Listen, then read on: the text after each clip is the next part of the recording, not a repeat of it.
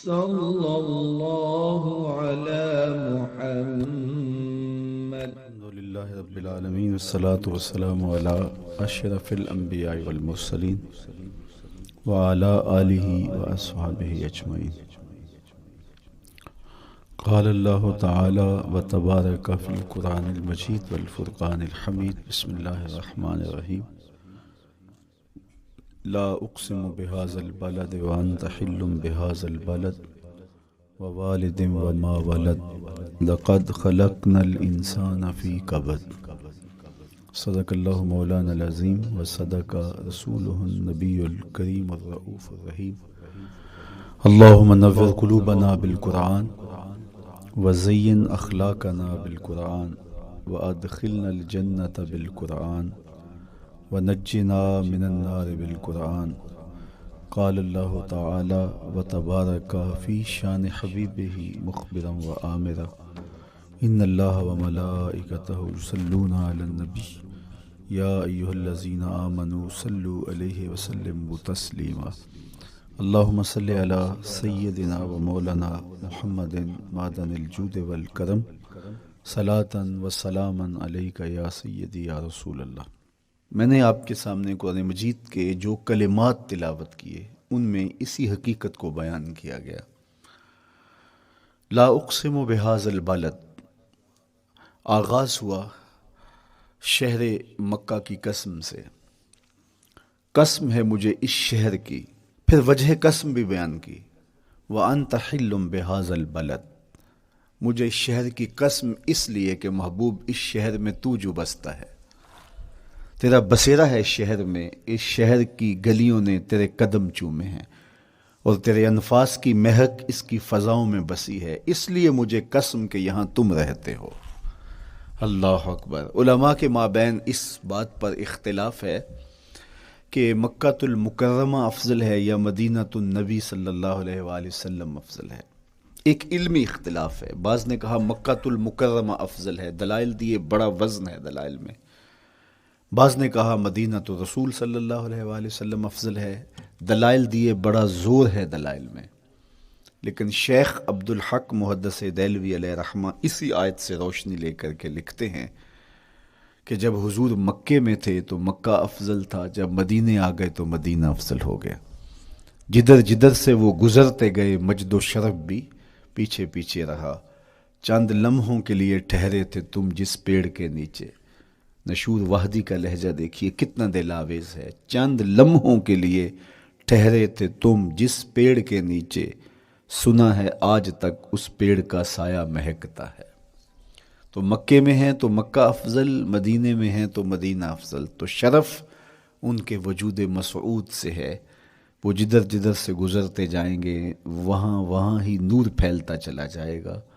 اور پیر نصیر الدین علیہ رحمہ کا لہجہ یہاں کتنا خوبصورت دکھائی دیتا ہے. ایک بار وہ جدھر سے گزرے ہیں نصیر، ایک بار وہ جدھر سے گزرے ہیں نصیر، بار بار ادھر سے بہار گزری ہے. تو کہا کہ قسم ہے مجھے اس شہر کی، یعنی شہر مکہ کی. کیوں اس شہر کی قسم؟ وَأَنْتَ حِلٌّ بِهَذَا الْبَلَدِ، کہ محبوب اس شہر میں تمہارا قیام ہے، اس شہر میں تمہاری رہائش ہے، تمہارے انفاس کی مہک ہے اس شہر کی فضاؤں میں، اور تمہارے قدموں کو چھوا ہے اس شہر کی گلیوں نے، اس لیے قسم کہ یہاں آپ رہتے ہو. ووالد وما ولد، اور قسم ہے باپ کی، اور قسم ہے جو اس کی اولاد ہے. والد سے مراد کیا ہے اور ما ولد سے مراد کیا ہے؟ تو اس کے بارے میں ایک قول یہ ہے کہ والد سے مراد حضرت ابراہیم علیہ السلام ہے، اور ما ولد سے مراد حضور علیہ السلام جو ان کے فرزند ہیں. ایک قول کے والد سے مراد حضرت آدم علیہ السلام ہیں، اور ما ولد سے مراد ان کی ساری ذریت اور نسل ہے. تیسرا قول کہ والد سے مراد حضور علیہ السلام ہیں، اور ما ولد سے مراد حضور علیہ السلام کی ساری امت، حضور علیہ السلام کی ساری آل اطرت، حضور کے اصحاب. لیکن علماء نے پہلے قول کو ترجیح دی کہ مکہ المکرمہ کی قسم کی گئی تو پھر مناسبت بنتی ہے کہ حضرت ابراہیم کا ذکر بھی ہو، تو اس لیے والد سے مراد حضرت ابراہیم ہیں اور ما ولد سے مراد حضور علیہ الصلوۃ والسلام کی ذات ستودہ صفات ہے۔ تو تین چیزیں ہوئیں جن کی قسم کی گئی۔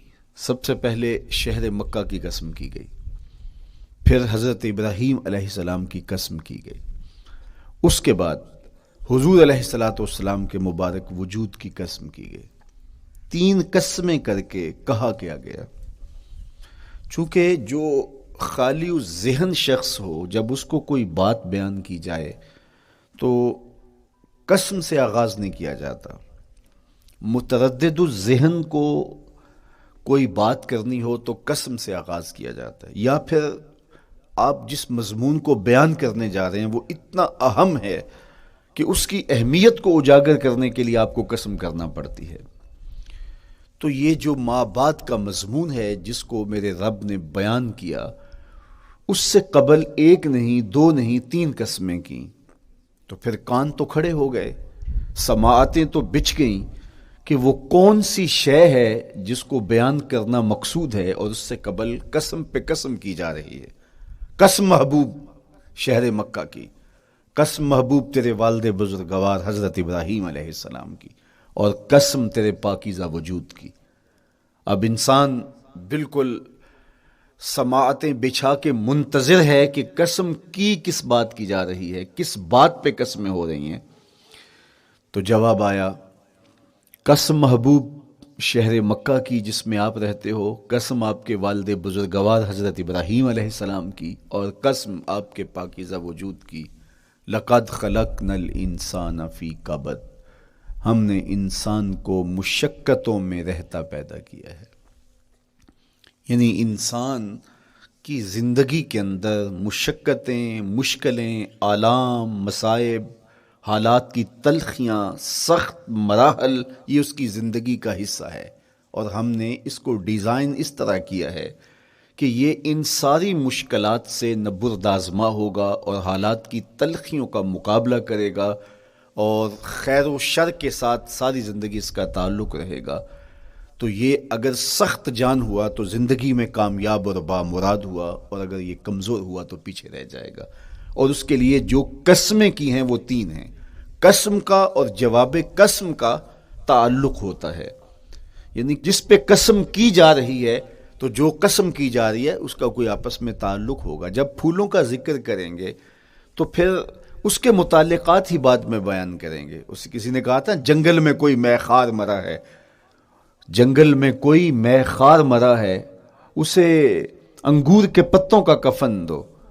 میاں جنگل میں مرنے والے شخص کو کسی اور درخت کے پتوں کا بھی تو کفن دیا جا سکتا ہے، لیکن صاحب مرنے والا مے خار ہے، اور شراب کشید کی جاتی ہے انگور سے، تو اس کو تو ٹھنڈ تب بھی پڑے گی کہ انگور کے پتوں کا کفن دیا جائے۔ تو مناسبات ہوتی ہیں۔ تو اب جب قسم کی گئی تو قسم تین چیزوں کی گئی، اور اس کی جواب قسم سے مناسبت کیا بنتی تھی؟ انسان کو مشقتوں میں رہتا پیدا کیا گیا، حالات کی تلخیوں سے گزرتا ہے، سخت تربیتی مراحل سے اس کو گزرنا پڑتا ہے۔ تو اس چیز کو بیان کرنے سے قبل تین قسمیں کی گئی۔ پہلی قسم میرے حضور کے پاکیزہ شہر کی، مکہ المکرمہ کی، اس لیے کہ مکہ المکرمہ میں دیکھ لیجئے کہ صحابہ اور حضور کے ماننے والوں نے کیسے تلخ زندگی کاٹی۔ شجر اسلام ثمر بار ہوا تو ہمیں تو یہ کھلے ہوئے پھول دکھائی دیتے ہیں، لیکن ہم نہیں بھول سکتے کہ بلال حبشی کی پیٹھ پہ کیسے کوڑے برسے اور احد احد کیسے پکارتے رہے۔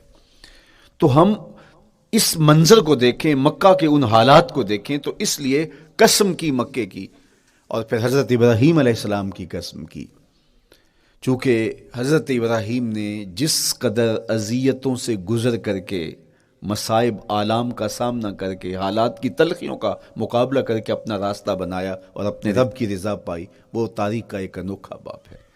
اس سے بڑھ کر کیا ہوگا کہ جلتی ہوئی آگ میں چھلانگ لگا دی رب کے حکم کی تعمیل میں، بیٹے کی گردن پہ چھری رکھ دی۔ یہ تماشا لب بام نہیں تھا، منا کی وادی میں وہ انوکھا واقعہ رقم ہوا کہ آج بھی تاریخ انگشت بدندہ ہے کیا ایک باپ، اور وہ اس بیٹے کو ذبح کرنے کے لیے آمادہ ہو گیا جو اس کی آنکھوں کا نور ہے اور دل کا قرار ہے۔ رب سے مانگ مانگ کے لیا لیکن تعمیل ارشاد میں اس بیٹے کی گردن پہ چھری رکھنے کے لیے باپ تیار ہو جاتا ہے اور اس کو ذبح کرنے کے لیے آمادہ ہو جاتا ہے، حتیٰ کہ بیٹے کو لٹا لیتا ہے اور ہاتھ میں چھری پکڑ کے بیٹے کی گردن پہ رکھ کے پوری ہمت کے ساتھ جب چھری چلاتا ہے تو آواز آتی ہے فلما اسلما وتلہ للجبین ونادیناہ ان یا ابراہیم قد صدقت الرؤیا انا کذالک نجزی المحسنین۔ ابراہیم بس کرو، تم نے واقعی خواب پورا کر دکھایا۔ اپنی بیوی کو، اپنے نو مولود بچے کو وادی غیر ذی زرع میں چھوڑ آنا، جہاں کچھ بھی میسر نہیں تھا، یہاں آپ کو آپ کے ماں باپ چھوڑ کے جاتے ہیں، ایک خوبصورت آسودہ ماحول ہے، اور آپ کو جس مقصد کے لیے چھوڑ کے جا رہے ہیں تو وہ مقصد بھی آپ کی اور ان کے پیش نظر ہے، لیکن اس کے باوجود بھی جو ہے وہ آنکھیں نم ہو جاتی ہوں گی کہ ہم اپنی اولاد کو یہاں چھوڑ کے جا رہے ہیں، جبکہ ایک محفوظ پناہ گاہ میں آپ کو چھوڑ کے گئے۔ آپ کی تربیت کرنے والا ایک جو ہے وہ توانا طبقہ اور ایک توانا جو ہے وہ سٹاف موجود ہے جو آپ کی فکری، ذہنی، بدنی تربیت کے لیے کوشاں ہیں، لیکن اس کے باوجود بھی والدین محسوس کرتے ہیں لیکن اپنے نو مولود بچے کو وہاں چھوڑ کے جانا جہاں آب و دانہ بھی میسر نہیں تھا۔ مورخ اسلام حفیظ جلندری نے اس وادی کا نقشہ کھینچتے ہوئے کہا، وہ وادی جس میں وحشت بھی قدم رکھتی تھی ڈر ڈر کے، جہاں پھرتے تھے آوارہ تھپیڑے بادے سر سر کے، جہاں پر گھاس اگتی تھی، جہاں نہ پھول کھلتے تھے، مگر وہ سرزمیں تھی آسماں بھی جھک کے ملتے تھے۔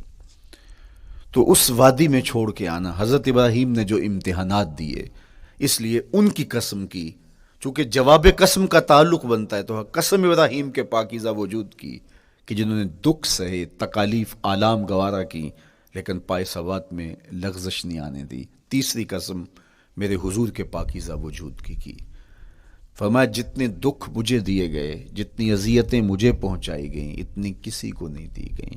پیدا ہوئے تو حضور کے باپ کا سایہ سر پہ نہیں تھا، پھر اس کے بعد حضور مختلف مراحل سے گزرے۔ 6 سال کی عمر میں ماں کا انتقال ہو گیا۔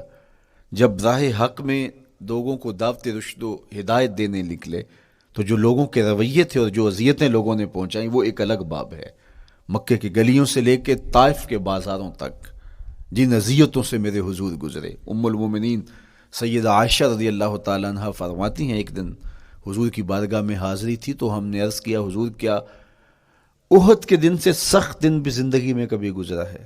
صحابہ کی نظر میں اس دن سے سخت دن کبھی زندگی میں نہیں آیا، اس لیے کہ جب 70 صحابہ کی لاشیں پڑی تھیں، حضور کے چچا حضرت امیر حمزہ شہید کر دیے گئے، اور نہ صرف انہیں شہید کیا گیا، ان کا مسئلہ کیا گیا، اعضائے بدنیاں کاٹ دیے گئے، ناک کاٹ لی گئی، زبان کاٹ لی گئی، بدن چیر کے کلیجہ نکالا گیا، اور پھر ان اعضاء کا ہار پرویا گیا، اور ہندا نے گلے میں ڈال کے رقص کیا، آنکھوں میں نیزے چبھوئے گئے۔ تو یہ دردناک دن تھا۔ تو حضور کے سر انور پہ سفید رنگ کی پٹی بندھی تھی اور چشمان رحمت میں آنسو تھے، اور بار بار فرماتے تھے ما فعل امی، میرے چچا کی کہانی سناؤ۔ تو یہ دردناک دن تھا جو صحابہ نے اپنی آنکھوں سے دیکھا۔ تو انہوں نے کہا حضور کیا احد کے دن سے سخت دن بھی کبھی زندگی میں آیا؟ ان کا خیال تھا کہ حضور فرمائیں گے ہاں یہ میرا زندگی کا مشکل ترین اور سخت ترین دن تھا، لیکن حضور نے فرمایا ہاں عائشہ، جب طائف کے بازاروں میں تیری قوم نے مجھے پتھر مارے تو یہ دن احد کے دن سے بھی سخت تھا۔ حضور ان کے 3 سرداروں کے پاس پیغام حق لے کے گئے، لیکن انہوں نے آگے سے جو رویہ اختیار کیا وہ اتنا اذیت ناک تھا۔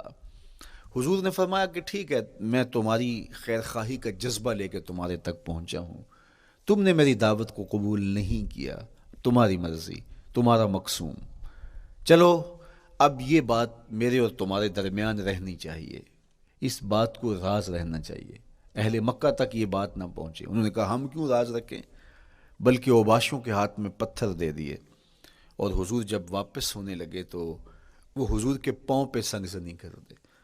حضور اپنا ایک پاؤں اٹھاتے تو دوسرے پاؤں پہ مارتے، شدت درد اور احساس کرب سے حضور بیٹھ جاتے تو ان کے غنڈے دائیں بائیں سے بڑھتے اور کندھوں سے پکڑ کے حضور کو اٹھاتے اور مشق سنگزنی کرتے۔ نالین خون سے بھر گئے، لخت لخت زخمی ہوا۔ اللہ اکبر!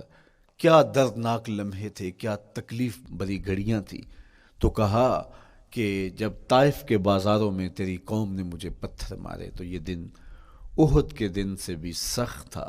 اچھا، جب حضور پر اس طرح آلام و مصائب ٹوٹ پڑے تو حضور کے ساتھ جو صحابہ تھے انہوں نے کہا حضور ان کے لیے بد دعا کر دیجئے. تو میرے حضور بولے میں رحمت بن کے آیا ہوں، میں رحمت بن کے آیا ہوں.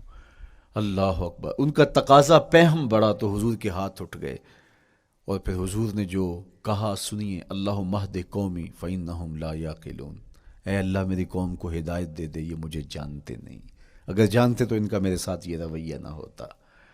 تو پتھروں کے جواب میں دعائیں دینا پیغمبروں کا حوصلہ ہوتا ہے. اللہ اکبر. مورخ اسلام فی جلندری نے کیا خوبصورت پیرائے میں نقشہ کھینچا کہ حضور ہاتھ اٹھا کے دعا مانگ رہے ہیں، الہی کرم کر کو سارے طائف کے مکینوں پر، الہی پھول برسا ان پتھروں والی زمینوں پر. تو حضور نے دکھ سہے، تکلیفیں سہی. اب 3 قسمیں کی. شہر مکہ کی قسم جہاں حضور کے صحابہ نے تکلیفیں سہی، اس شہر کی گلیوں میں انہیں گھسیٹا گیا اور ان کو کچی کھالوں میں لپیٹ کے دھونیاں دی گئیں، انہیں اذیت ناک مراحل سے گزارا گیا. حضرت ابراہیم مشکل سے مشکل زندگی کاٹی اور رب کی رضا جوئی کے لیے کوشاں رہے، اور میرے حضور نے سخت ترین اذیتوں، مقاومتوں، مخالفتوں اور تکلیفوں کا سامنا کیا. تو ان 3 چیزوں کا حوالہ دے کر، ان 3 چیزوں کی قسم کر کے اب انسان کو بتایا جا رہا ہے کہ تم مشکلات سے تمہیں گزرنا پڑے گا، حالات کی تلخیاں تمہیں سہنی پڑیں گی. کسی مرتبے تک پہنچنے کے لیے تمہیں پھر تکلیفوں کی راہ اختیار کرنی پڑے گی. تم کون ہوتے ہو؟ میرا محبوب ہو تو تکلیفیں وہ بھی اٹھائے، 2 جہاں کا مالک ہو اور طائف کے بازاروں میں اس کے پاؤں پہ بھی پتھر پڑیں، اور کونین کا سردار ہو اور ان کے اوپر اوجری ڈال دی جائے، کائنات کا مالک ہو اور ان کو مکے کی گلیوں کے اندر ان کے گلے میں عقبہ بن ابی معیط کپڑا ڈالے اور تاؤ دے. تو کیا ان مشکلات سے تم بچ سکتے ہو؟ جب تم کسی منزل تک پہنچنا چاہتے ہو تو پھر یہ حوالے ماضی کے دیکھ لو. 3 قسمیں کر کے اس حقیقت کو بیان کیا کہ ابراہیم علیہ السلام کے وجود کو دیکھ لو، حضرت مصطفیٰ کریم علیہ السلام کی ذات ستودہ صفات کو دیکھ لو، اور مکے کی گلیوں میں صحابہ کے ساتھ جو ظلم اور جبر ہوئے اور انہوں نے جو مصیبتیں اور مشقتیں کاٹی وہ ساری دیکھ لو. تو 3 قسمیں کھا کر کے کہا کہ بے شک انسان مشقتوں میں رہتا پیدا کیا گیا ہے. اس لیے قافلہ انسانی کے وہ افراد جو کسی منزل کے متلاشی ہوتے ہیں، جو جستجو کی زندگی بسر کر رہے ہوتے ہیں، ان کو پھر مشکلات سے گزرنا پڑتا ہے اور حالات کی تلخیاں ان کو گوارا کرنا پڑتا ہے، کشاکش حیات سے ان کو ٹکرانا پڑتا ہے، اور ان کو آگے بڑھنے کے لیے ان کو تکلیفوں سے گزر کر کے، جان گسل مراحل سے گزر کر کے پھر منزل کی طرف عازم سفر ہونا پڑتا ہے. کیا میں نے اس خاکدان سے کنارہ جہاں رزق کا نام ہے آب و دانہ، پلٹنا جھپٹنا جھپٹ کر پلٹنا لہو گرم رکھنے کا ہے ایک بہانہ. پرندوں کی دنیا کا درویش ہوں میں کہ شاہی بناتا نہیں آشیانہ. تو زندگی مشکل مراحل سے گزر جانے کا نام ہے. اقبال نے کہا تھا ہے شباب اپنے لہو کی آگ میں جلنے کا نام. یہ زندگی آسان نہیں ہے، یہ حالات کی تلخیوں کا مقابلہ کرنے کا نام ہے، یہ ضبط نفس کا نام ہے، یہ اپنے من کی تربیت کا نام ہے. حضرت امام رازی سایت کریمہ کے تحت لکھتے ہیں کہ جب بچہ شکم مادر میں ہوتا ہے تو وہ 3 پردوں میں ہوتا ہے، ایک جھلی کا پردہ، ایک رحم مادر کا پردہ اور ایک پیٹ کا پردہ. تو 3 پردوں میں وہ بیچارہ بڑی عجیب سی حالت میں ہوتا ہے. یہ اس کا پہلا مرحلہ ہے تخلیق کے بعد. اس کے بعد پیدائش کا دوسرا مرحلہ ہے. یہ زچہ بچہ دونوں کے لیے موت و حیات کے مرحلے ہوتے ہیں. اس کے بعد وہ پیدا ہوا، اس دنیا پہ آیا تو اس کی مشکل کیا ہے؟ زبان ہے بولنا نہیں جانتا، دیکھتا ہے پہچان نہیں سکتا، سنتا ہے سمجھ نہیں سکتا، ہاتھ ہیں پکڑ نہیں سکتا، ٹانگیں ہیں چل نہیں سکتا.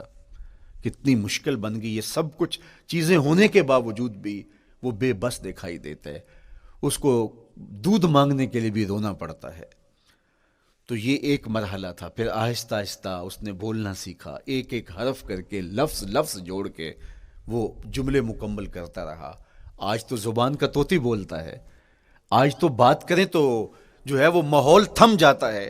لیکن انسان ذرا پلٹ کے آغوش مادر میں تیری ماں نے ایک ایک حرف تجھے سکھایا تھا، ایک ایک لفظ تجھے سکھایا تھا، لفظ لفظ کر کے، حرف حرف کر کے جملے بنے، اور آج تیری گفتار کی شوخی کے تذکرے زمانے میں ہیں، تو پھر تجھے بولنا سکھایا، تو چل نہیں سکتا تھا، آج تیری جو ہے وہ جولانیاں دیکھنے والی ہیں، تیری رفتار کو کوئی چھو نہیں سکتا ہے، تیری آنکھوں کی بجلیاں آج عقابوں سے بڑھ کر ہیں، آج تیرے کانوں کے اندر نغموں کا جہاں آباد ہے، آج تیرے ہاتھوں کی گرفت کہ آگے شیر غراں بھی ہو تو وہ بھی بے بس ہو جاتا ہے، لیکن دیکھ تو کتنا مجبور تھا۔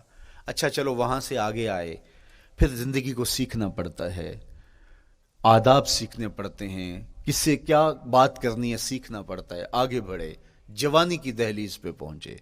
جوانی انسان کی زندگی کا باقپن ہوتا ہے، عروج ہوتا ہے، اللہ اکبر، لیکن جوانی کو تقدس معاب رکھ کے منزل تک پہنچانا یہ سب سے مشکل مرحلہ ہوتا ہے، چونکہ جذبات بے قابو ہیں، خواہشیں آوارہ ہیں، اور تا حد نظر نظارے ہی نظارے جو دل کو کھینچتے ہیں۔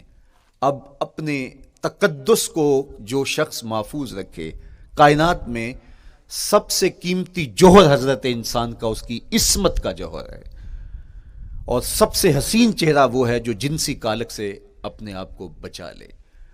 تو جوانی ہو، باقپن ہو، اور پھر اپنی خواہشات کو بے قابو نہ ہونے دیا جائے، سب سے مشکل مرحلہ پوری زندگی میں یہ آتا ہے۔ کسی نے کہا تھا کتاب زیست کا ایک اور باب بیت گیا، شباب بیت گیا، ایک عذاب بیت گیا۔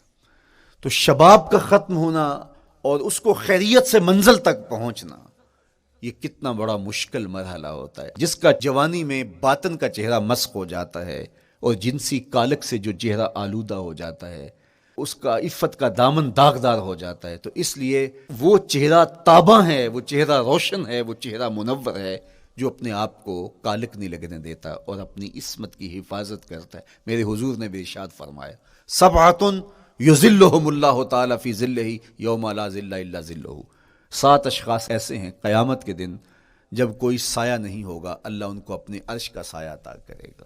ان میں سے پہلا شخص امام عادل حکمران، دوسرا شخص وشاب نشأ فی عبادت اللہ، وہ جوان جس کی جوانی اللہ کی عبادت میں بسر ہوئی، تیسرا وہ شخص ورجل قلبہ معلق بالمساجد، وہ شخص جس کا دل مسجد میں لگتا ہے، مسجد میں جمتا ہے، اور چوتھا شخص ورجل دعتہ امرأۃ ذات منصب وجمال فقال انی اخاف اللہ، وہ شخص جس کو دعوت گناہ ملی اور حسن قدموں میں بچھنے کے لیے بےتاب ہوا، اور اس نے کیا کہا، انی اخاف اللہ، میں اللہ سے ڈرتا ہوں، میرا اللہ مجھے دیکھ رہا ہے۔ میرے حضور نے فرمایا قیامت کے دن جب کوئی سایہ نہیں ہوگا، اللہ اس کے اوپر اپنے عرش کا سایہ تان دے گا، جو اپنی عصمت کے جوہر کو بچا گیا۔ تو یہ ایک مشکل مرحلہ تھا، اپنی جوانی کے تقدس کی حفاظت کرنا۔ میرے حضور نے ارشاد فرمایا انا حبیب اللہ، میں اللہ کا حبیب ہوں۔ جو جوان جوانی میں توبہ کرتا ہے وہ بھی اللہ کا حبیب ہے۔ کتنا بڑا اعزاز ہے اور کتنا بڑا کمال ہے جو شخص کو ملتا ہے جو جوانی میں اپنی عصمت کے تقدس کی حفاظت کرتا ہے، اپنی آبرو پہ پہرا دیتا ہے، اپنی نظروں کی حفاظت کرتا ہے، اپنی سوچوں کو آوارہ نہیں ہونے دیتا، اپنے خیالوں کو بھٹکنے نہیں دیتا، اپنی خواہشات کو بے قابو نہیں ہونے دیتا۔ تو یہ مشکل ترین لمحہ تھا۔ اس کے بعد امام راضی کہتے ہیں اب شادی کا مرحلہ ہوا، تو پہلے خود اپنی ذمہ داری تھی، اب کسی کا بوجھ بھی اٹھانا پڑا، یہ اگلی مشکل آ پڑی۔ پھر بچے ہوئے تو پھر اپنی زندگی تو ختم ہو گئی، پھر ساری زندگی، پھر بڑھاپے میں چلے جائیں، ارذل العمر تک چلے جائیں، یہ ساری زندگی مشکلات لقد خلقنا الانسان فی کبد۔ تو ہمیں عملی طور پہ مشکلات کے مقابلے کے لیے تیار ہونا چاہیے۔ دیکھیے ہم جب شکار کرنے جاتے ہیں اور وہ خطرناک جنگل ہو جس میں شیر، بھیڑی اور دیگر جانور بھی ہوں، تو پھر ہم حفظ ما تقدم کے طور پہ سب کچھ ساتھ لے کے جاتے ہیں، اور اس انداز سے جاتے ہیں کہ ہمارے اوپر اگر کوئی حملہ ہو تو بچاؤ کی یہ تدبیر ہو۔ تو ہم عملی طور پہ اس کے لیے خود تیار ہوتے ہیں، تو پھر کوئی ہونے والا حملہ غیر متوقع نہیں ہوتا، اور ہم اس کے لیے اپنے آپ کو مستعد اور فعال پاتے ہیں۔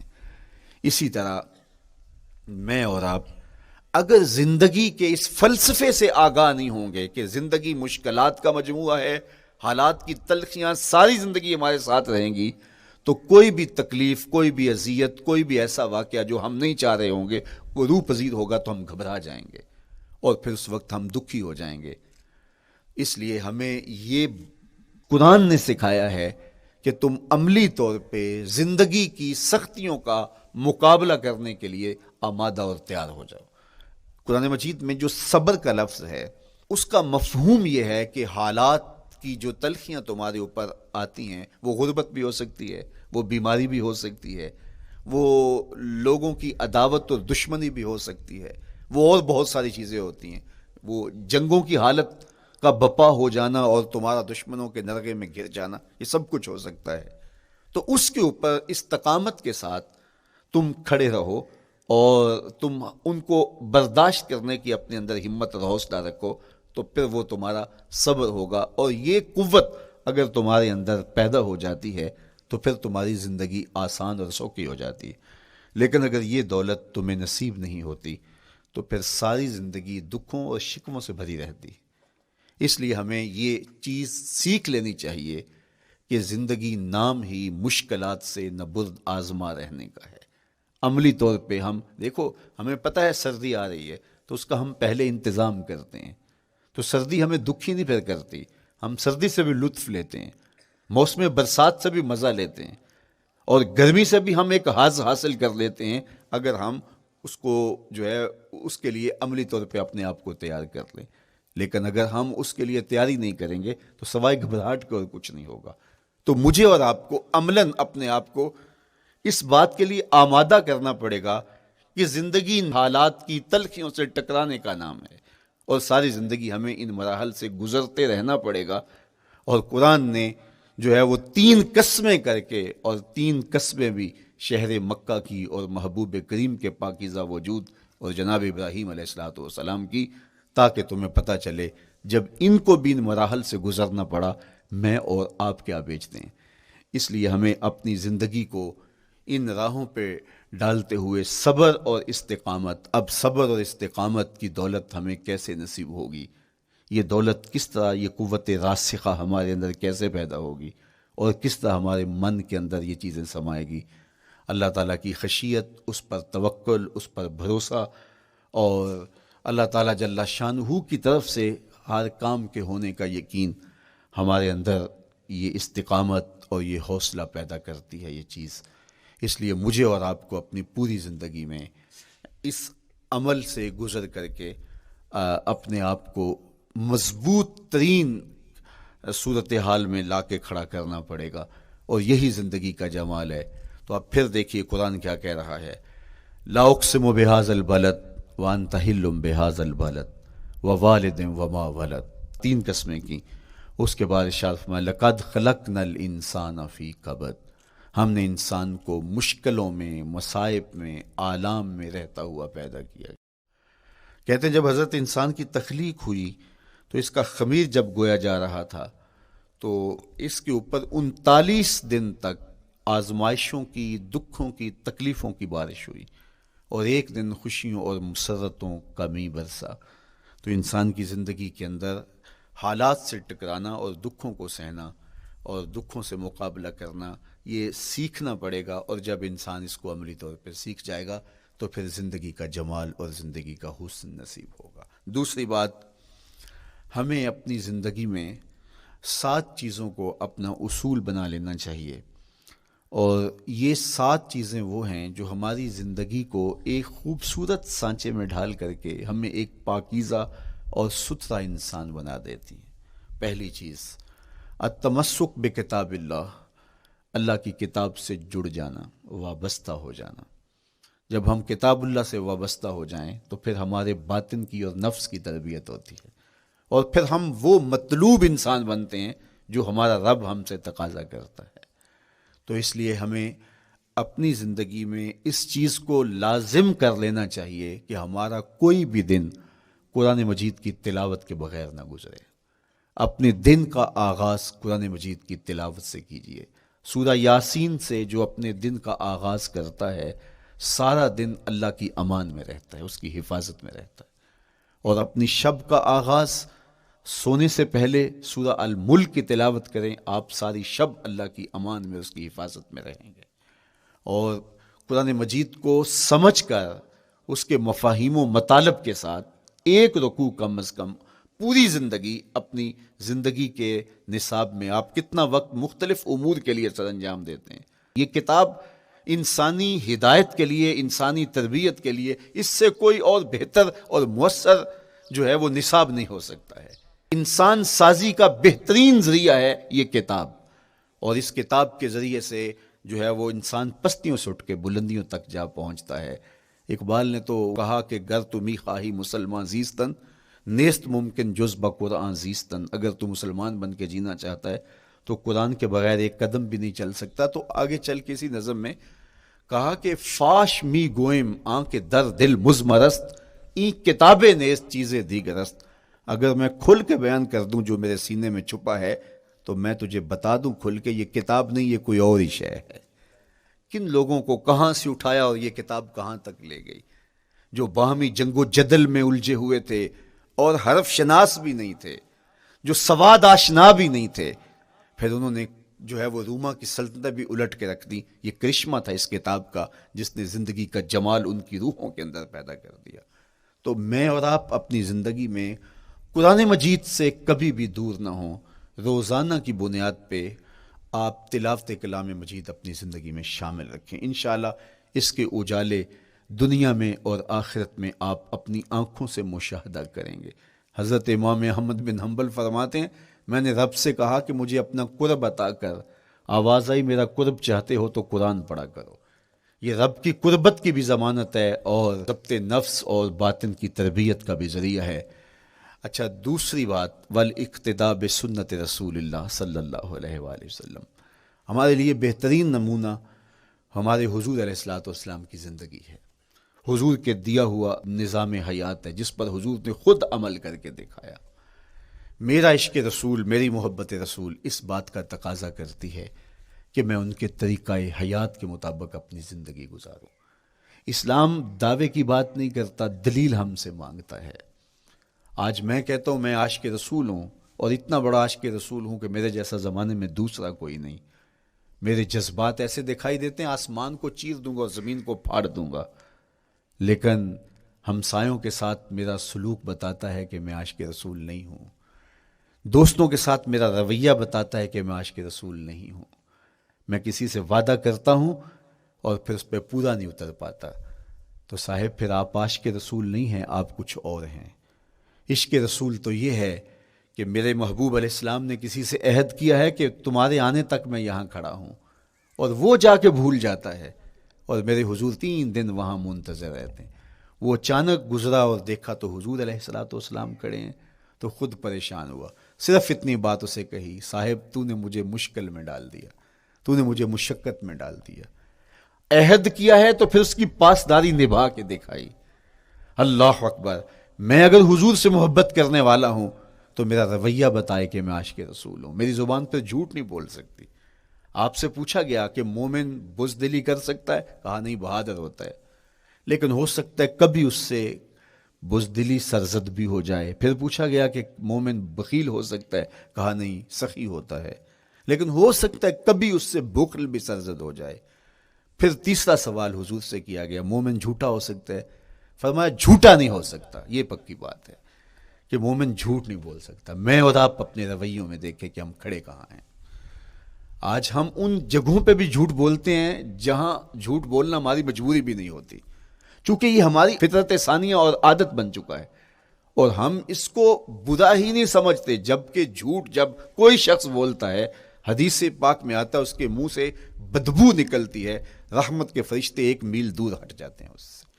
اور سویر سے شام تک جب ہمارے معمولات یہ ہوں تو پھر ہم کہاں کھڑے ہیں اور رحمت کے فرشتے کہاں کھڑے ہیں؟ تو حضور علیہ الصلوۃ والسلام کی سنت کا اتباع حضور کی محبت کی دلیل ہوگی۔ امام قرطبی نے لکھا ہے، اللہ کی محبت کا کوئی دعویٰ کرے تو کیا دلیل ہوگی کہ یہ واقعی محب الہی ہے؟ تو کہا اللہ سے محبت کا دعویٰ کرنے والے کے لیے دلیل یہ ہے کہ وہ قرآن سے پیار کرے۔ قرآن سے پیار اور قرآن سے محبت کی دلیل یہ ہے کہ حضور کا پیار سینے میں رکھے. حضور سے محبت کی دلیل یہ ہے کہ سنت رسول سے پیار کرنے والا ہو, اور سنت رسول سے پیار کرنے کی دلیل یہ ہے کہ بدعات سے اجتناب کرنے والا ہو. ہر وہ طریقہ جو میرے حضور نے نہیں دیا اس کو اختیار نہ کرے, اس طریقے کو اختیار کرے جو حضور علیہ الصلوۃ والسلام کا عطا کرتا ہے. تیسری بات, عقل الحلال. یہ وہ بنیادی اصول ہیں جو ہماری زندگیوں میں اتر جانے چاہیے, اور ہم ایک صالح اور خوبصورت انسان بن کے اس معاشرے کا حصہ بن سکتے ہیں. عقل حلال زندگی میں شامل ہو تو زندگی کو جمال نصیب ہوتا ہے, اور باطن اور ظاہر کو طمانینت نصیب ہوتی ہے. اگر رزق پاک نہیں ہے تو آپ کعبے بھی جائیں تو وہاں بھی آپ محروم پلٹیں گے.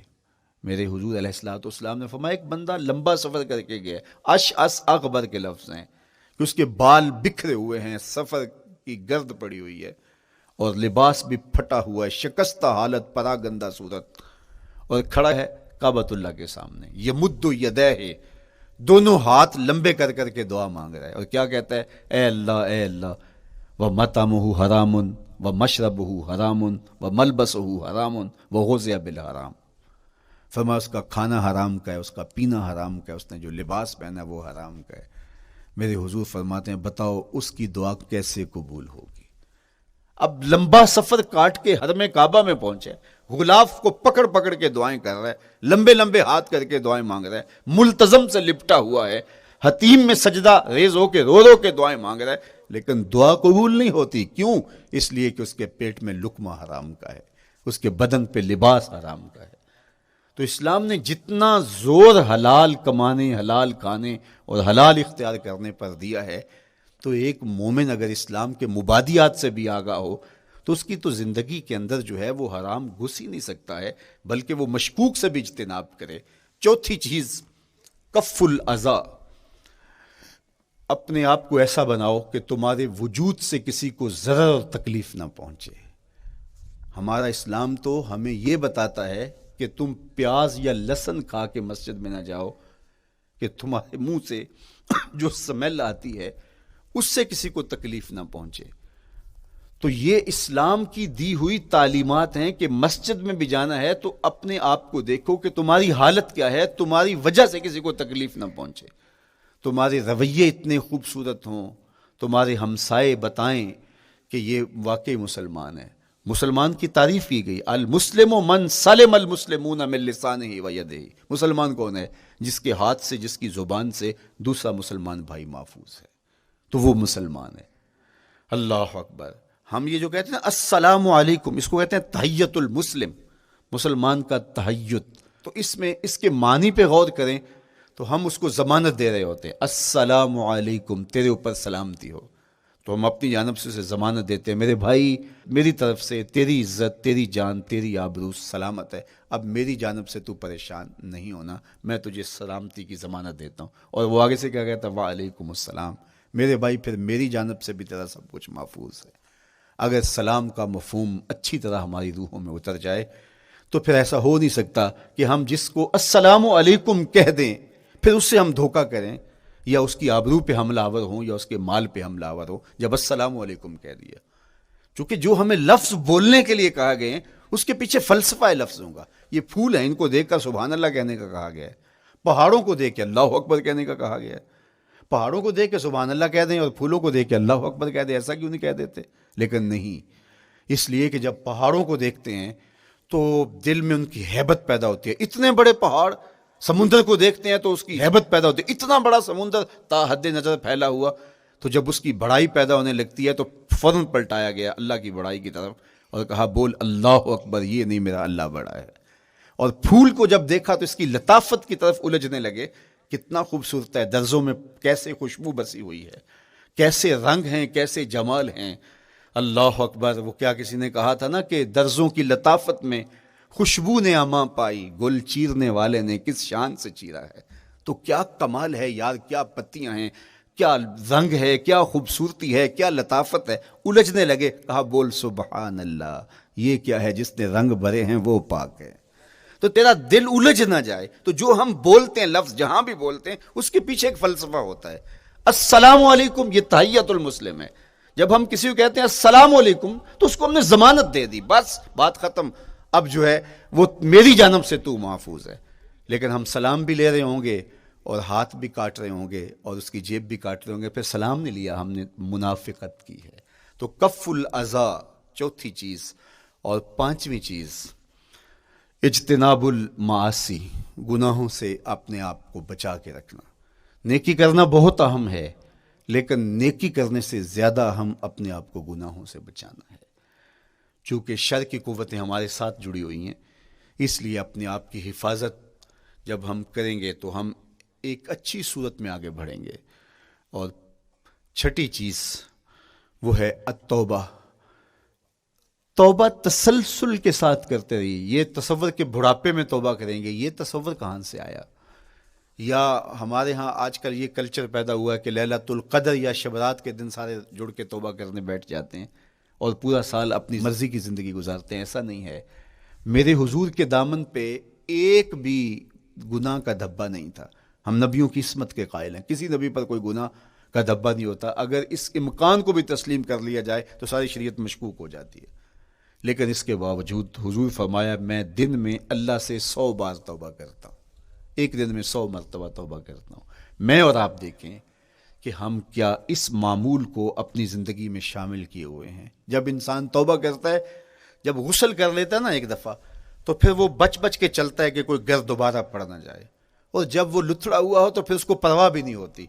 اس لیے ہمیں بار بار غسل کرنے کی، بار بار توبہ کرنے کی تلقین کی گئی ہے، تاکہ ہم پھر نئے گناہوں سے بچتے رہیں گے۔ تو اپنی زندگی میں توبہ کا تسلسل کیجئے، شام سویرے صبح بار بار اللہ سے توبہ کی اور رجوع کیجئے۔ اور آخری چیز ادا الحقوق، حقوق کا ادا کرنا۔ ہمارے ذمے جو حقوق عائد ہوتے ہیں وہ ہمارے والدین کے ہیں، وہ ہمارے بہن بھائیوں کے ہیں، وہ ہمارے دوستوں کے ہیں، ہمسایوں کے ہیں، ہمارے اساتذہ کے ہیں، کلاس فیلوز کے ہیں۔ وہ حقوق حتیٰ کہ جانوروں کی کیوں نہ ہوں، تو ان حقوق کو ہم ادا کرنے والے، دست بردار نہیں ہو سکتے ہم ان حقوق سے۔